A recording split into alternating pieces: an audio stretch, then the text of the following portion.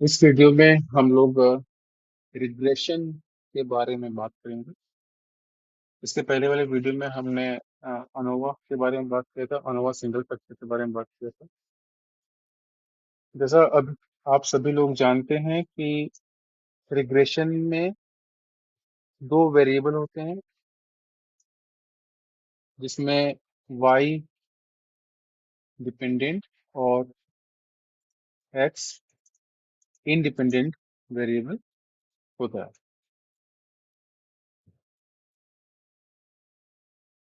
तो जब मैं बात करूं मेरे डेटा सेट पे, तो जो मेरे स्टार्टिंग के तीन क्वेश्चन थे जो एक ऑब्जेक्टिव को रिप्रेजेंट कर रहे थे,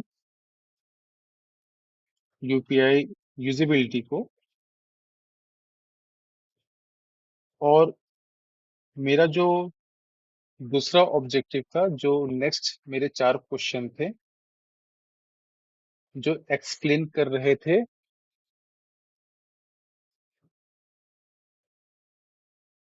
सिक्योरिटी से रिलेटेड मेजर्स के। तो आपके दो वेरिएबल हो सकते हैं जो हो, आपके दो वेरिएबल अलग हो सकते हैं। अगर मैं बात करूं कस्टमर सेटिस्फेक्शन की, तो pricing could be a independent variable जो कस्टमर सेटिस्फेक्शन को इन्फ्लुएंस कर सकता है। तो इस केस में जो प्राइसिंग है वो इंडिपेंडेंट वेरिएबल है और customer satisfaction dependent variable. Just for the sake of example, अगर मैं स्टार्टिंग के तीन सवालों के मैं एसोसिएटेड करूं प्राइसिंग को, जो मेरे क्वेश्चनर में प्राइसिंग से रिलेटेड है, और जो अदर चार सवाल हैं कस्टमर सेटिस्फेक्शन से रिलेटेड है, तो इन दोनों वेरिएबल के बीच में मैं रिग्रेशन अप्लाई करूंगा चेक करने के लिए कि इन दो वेरिएबल्स के बीच में एसोसिएशन कैसा है, पॉजिटिव एसोसिएशन है या नेगेटिव एसोसिएशन है, या डिपेंडेंट वेरिएबल या इंडिपेंडेंट वेरिएबल डिपेंडेंट वेरिएबल को इन्फ्लुएंस कर रहा है या नहीं कर रहा।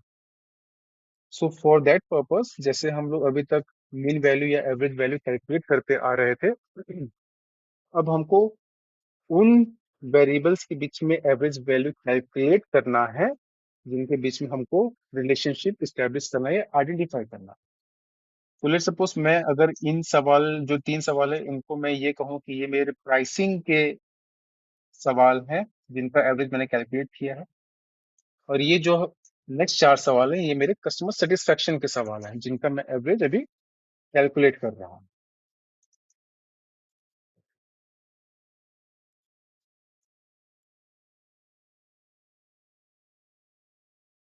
तो हाँ, तो हमने अभी कैलकुलेट किया है प्राइसिंग का एवरेज वैल्यू, और अभी हमने कैलकुलेट किया है सेटिस्फेक्शन का एवरेज वैल्यू। तो अब हम क्या करेंगे, यहाँ से सिर्फ हम एवरेज वैल्यू को कॉपी करके पेस्ट करेंगे। कॉपी पेस्ट वैल्यू, ठीक है। पेस्ट वैल्यू हमारे ये आगे किसका, प्राइसिंग का। अब हम यहाँ से जो हमने एक दूसरा एवरेज वैल्यू कैलकुलेट किया था सेटिस्फेक्शन का, अभी हम उसको यहाँ पे पेस्ट करेंगे। हाँ, paste value of customer satisfaction.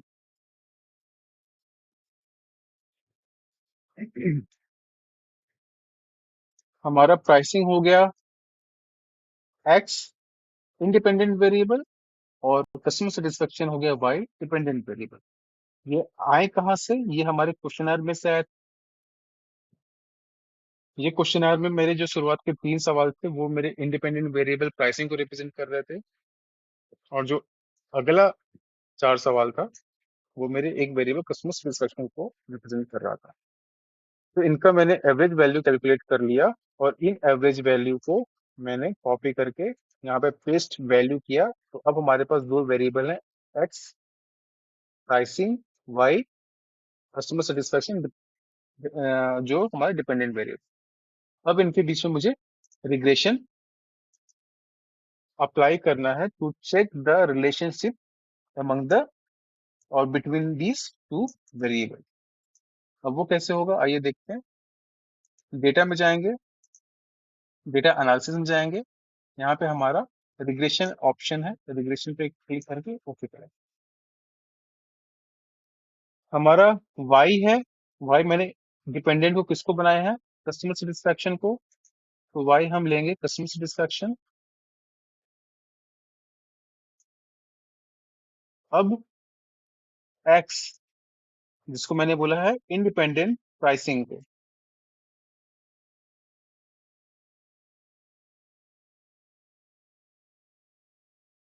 हमारे पास दो डेटा आ गए, एक input Y range of dependent variable and input X range of independent variable.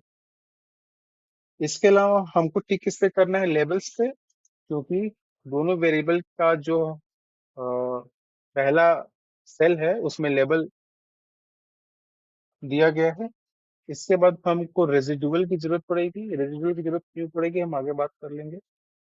Line fit plots की हमें जरूरत पड़ेगी और नॉर्मल प्रोबेबिलिटी प्लॉट्स की हमको जरूरत पड़ेगी।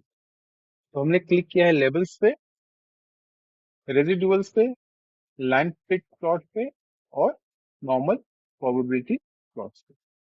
ये हमारा पूरा रिप्रेजेंटेशन होगा।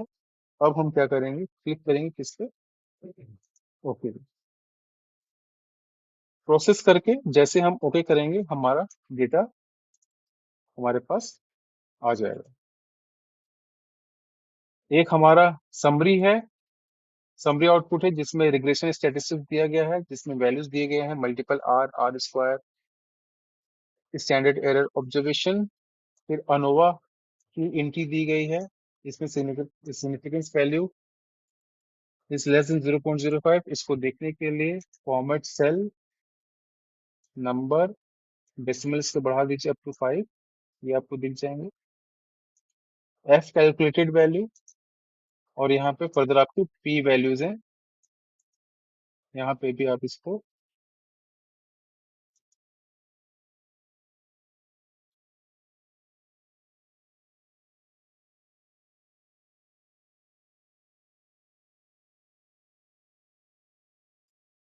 फॉर्मेट चेंज करके देख सकते हैं कि वैल्यूज क्या है। अब इसमें आपको करना क्या क्या है, मैं एक एक करके आपको बताता चलूंगा। पहले तो आप इन सारे टेबल को कॉपी करके पेस्ट कर सकते हो एज इट इज। और यहाँ पे आपको दो टेबल बने हैं, दो चार्ट बने हैं।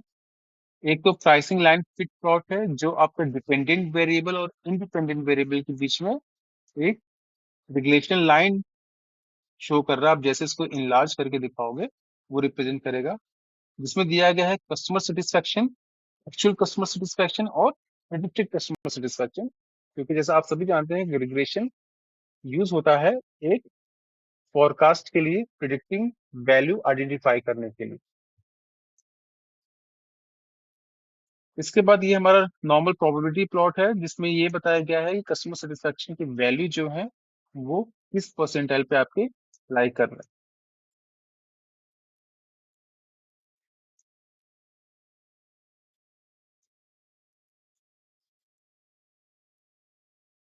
अब यहाँ पे हम बात करते हैं जो हमको बेसिकली रिपोर्ट करना है, जहां से हम मल्टीपल आर से शुरू करते हैं।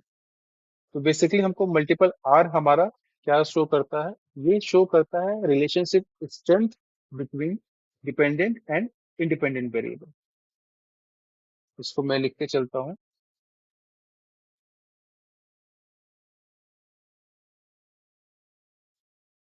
अम, दूसरा शेड ले लेता हूँ, ठीक।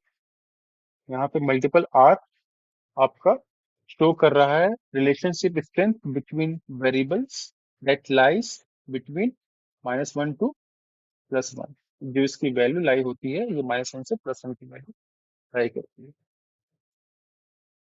अब ये मल्टीपल आर क्या कर रहा है, relationship strength between the variables means independent and dependent variable के बीच में रिलेशनशिप स्टैब्लिश कर रहा है। यहीं अगर हम बात करें आर स्क्वायर की, तो आर स्क्वायर बात करता है कि ऐसे कितने पॉइंट्स हैं जो रिग्रेशन लाइन पे फॉल कर रहे हैं, जो बेसिकली आपके गुडनेस ऑफ फिट इंडिकेटर को रिप्रेजेंट करता है। यहाँ पे मैं लिख देता हूँ आर स्क्वायर भी। R square shows that how many points fall on regression line which is used as indicator of goodness of fit। जितने आपके डेटा पॉइंट्स कौन से हैं, डेटा पॉइंट्स हमारे ये वाले जो मैं वेरिएबल्स की बात कर रहा हूँ, ऐसे कितने पॉइंट्स हैं जो रिग्रेशन लाइन पे फॉल करेंगे, और जितनी ज्यादा लाइन फॉल करेंगे वो आपके गुडनेस ऑफ फिट इंडिकेटर को रिप्रेजेंट करेगा। अब अगर हमारी आर स्क्वायर की वैल्यू यहाँ पे कितनी है, आर स्क्वायर की वैल्यू हमारी है 0.499, या मैं 0.50 अगर कहूँ, if R square value is 0.50, which means that 50% of dependent variable explained by independent variable। यहाँ पे आपका डिपेंडेंट वेरिएबल क्या है, कस्टमर सेटिस्फेक्शन। हो सकता है एक डिपेंडेंट वेरिएबल को एक से ज्यादा dependent variable independent variable explain करें। तो इस एनालिसिस के कॉन्सेप्ट में आपका जो डिपेंडेंट वेरिएबल कस्टमर सेटिस्फेक्शन है, वो किसके थ्रू एक्सप्लेन हो रहा है, independent variable that is the pricing of the particular product. R square हो गया यहाँ पे 50% वैल्यू जो है,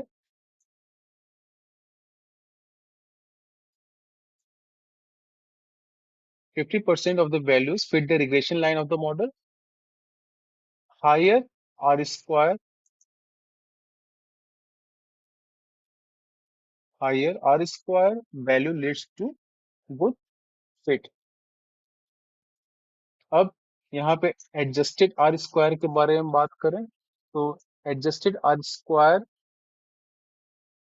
जो रिप्रेजेंट करता है वो नंबर ऑफ इंडिपेंडेंट वेरिएबल क्या है मॉडल में, वो एक्सप्लेन करता है।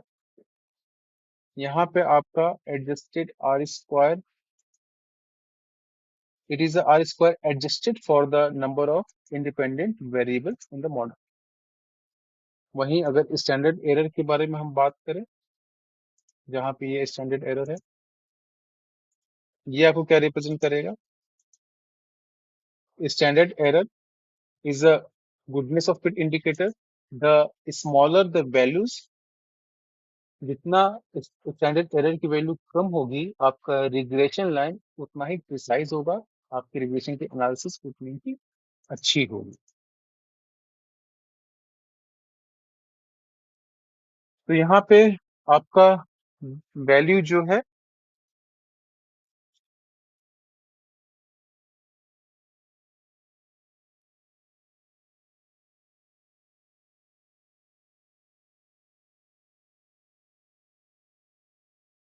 Multiple R square, sorry multiple R और आर स्क्वायर, आप इन दोनों वैल्यू को आप लिख सकते हैं with the help of this statement.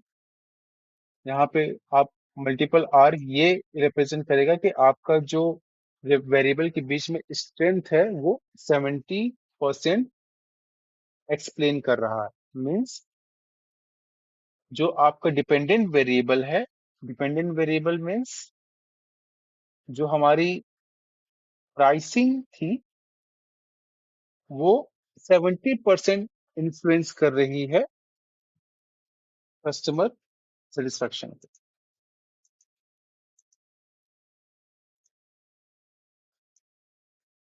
ठीक है। तो आप तो करना क्या है बेसिकली, आप दो डेटा प्रिपेयर करेंगे on the basis of objective. दो वेरिएबल्स के एवरेज को आप आइडेंटिफाई करेंगे, उन दोनों वेरिएबल के एवरेज को आपको कॉपी करना है एक शीट पे।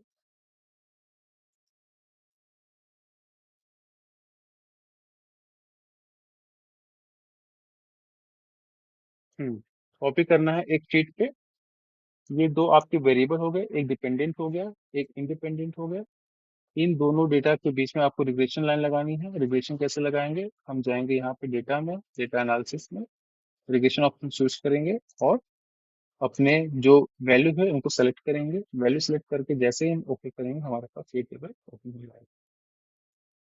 और हम इन पहले बात इन टेबल को रिपोर्ट करेंगे, उसके बाद हम चाहें तो हम इस टेबल को रिपोर्ट कर सकते हैं।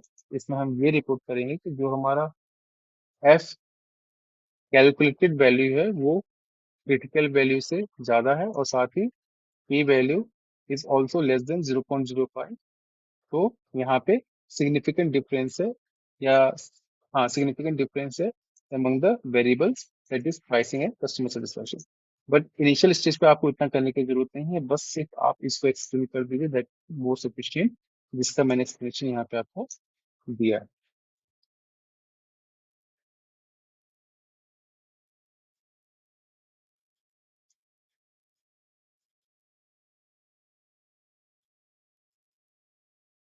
इन ग्राफ को आप कॉपी पेस्ट करके आप ये बता सकते हो कि आपकी जो कस्टमर सेटिस्फेक्शन की प्रेजेंट वैल्यू है प्राइसिंग के रेफरेंस में और प्रिडिक्टेड वैल्यू है, उनके बीच में कितना डिफरेंस।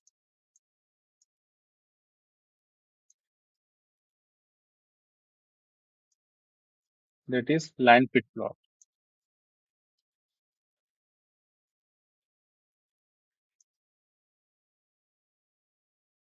ठीक है, इस वीडियो में इतना ही रखते हैं। Thank you.